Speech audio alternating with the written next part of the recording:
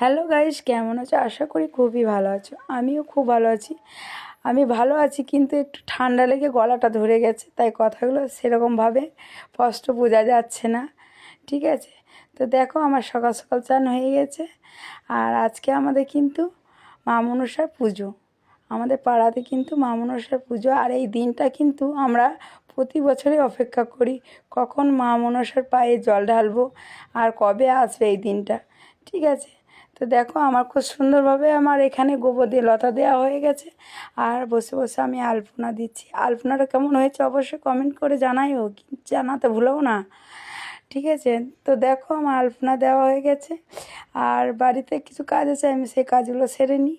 ঠিক আছে, তো আমার আলপনা দেওয়ার পর আমি এই যে কলসিতে খুব সুন্দরভাবে জলটা ভরে আমি রেখে দিয়েছি, মা আসবে মায়ের পায়ে ঢালবো বলে।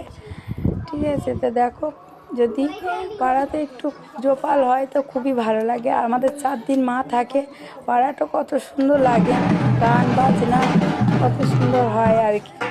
তো দেখো মাই এসছে বলে কত রকমের আমাদের পাড়ার সবাই দাদারা কত সুন্দর ঢাক বাজনা করেছে। তো মাকে নিয়ে এসছে আমাদের পাড়াতে, 4 দিন থাকবে। আর